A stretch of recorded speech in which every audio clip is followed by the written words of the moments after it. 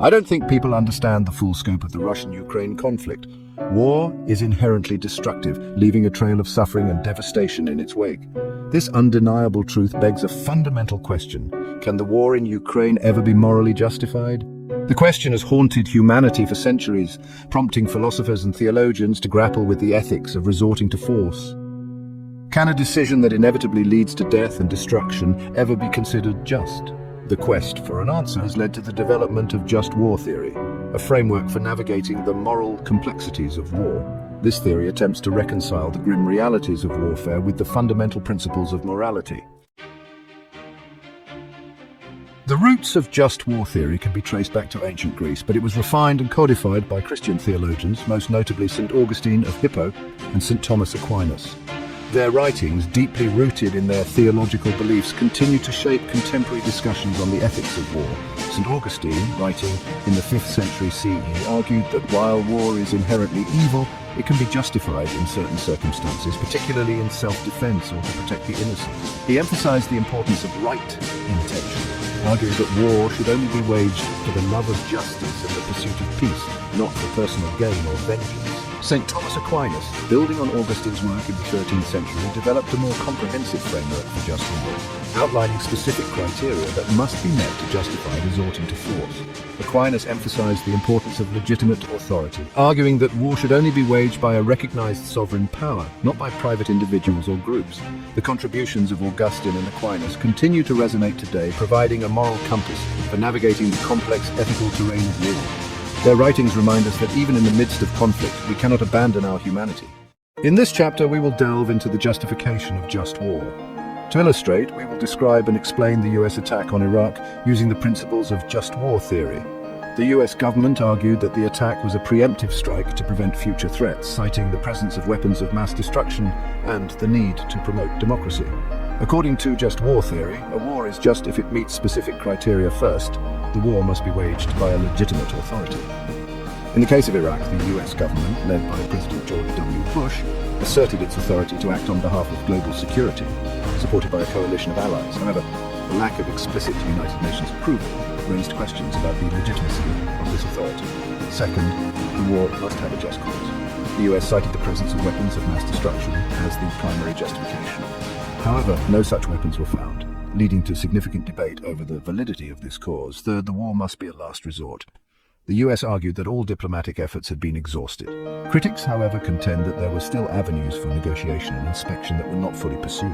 Fourth, there must be a reasonable chance of success. The initial military campaign was swift and decisive, leading to the toppling of Saddam Hussein's regime. Yet the prolonged insurgency and instability that followed brought this criterion into question. Finally, the means used must be proportional to the end sought. The scale and impact of the conflict, including civilian casualties and infrastructural damage, have led many to argue that the means were not proportional to the goals. Saddam Hussein, the then president of Iraq, was a controversial figure known for his authoritarian rule and human rights abuses. His regime's actions and policies were central to the US's justification for the war, further complicating the ethical landscape of the conflict. This case study highlights the importance of rigorous scrutiny and moral reflection when evaluating the justification for war. In this chapter, we will explore the three main components of just war theory: jus ad bellum, justice of war; jus in bello, justice in war; and jus post bellum, justice after war. Pause 2s. Jus ad bellum refers to the conditions under which it is just to go to war. This includes criteria such as a legitimate cause, rightful intention, and proper authority. For a war to be considered just, it must be declared by a legitimate authority, have a just cause, and be waged with the right intention, primarily the pursuit of peace and justice. Pause 2s. Jus in bello concerns the conduct of parties during the war. This includes principles like proportionality and discrimination. Combatants must ensure that their actions are proportionate to the goals of the conflict and that they distinguish between combatants and non-combatants, avoiding harm to innocent civilians. Pause 2s. Finally, jus post bellum addresses the justice of peace agreements and the termination of war. It emphasizes the importance of fair and just treaties, the reconstruction of war-torn societies, and the reconciliation between former enemies. The goal is to establish a lasting peace and to ensure that the end of conflict leads to a just and stable order. Pause 3s. Each of these components plays a crucial role in understanding the ethical dimensions of warfare. Together, they form a comprehensive framework that guides us in assessing the morality of war, from its inception to its conclusion. Let's discuss a couple of theories on just war. It's a philosophical debate that's been around for centuries. Pacifism versus realism in the context of just war theory. P, first up, pacifism. Pacifism is the belief that any kind of violence or war is unjustifiable. Imagine a world where conflicts are resolved through dialogue, diplomacy, and non-violent resistance. A great example of this is Mahatma Gandhi's non-violent resistance against British colonial rule in India. Gandhi believed that enduring suffering without retaliation could lead to moral victory and social change. And guess what? It worked. India gained independence in 1947, and Gandhi's philosophy of non-violence inspired movements worldwide. But here's the catch. Some critics argue that pacifism isn't always practical. What if you're dealing with an aggressor who doesn't care about dialogue or diplomacy? Realism, on the other hand, takes a more pragmatic approach.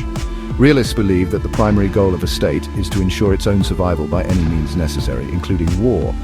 Here, the ends often justify the means. For example, think about World War II. The Allied forces had to resort to war to stop the Axis powers' aggression and atrocities. Realists would argue that this was a necessary evil to restore peace and stability. So, which theory makes more sense? Pacifism offers a moral high ground but can sometimes be impractical in the face of ruthless aggression. Realism provides practical solutions but can lead to ethical dilemmas and moral compromises.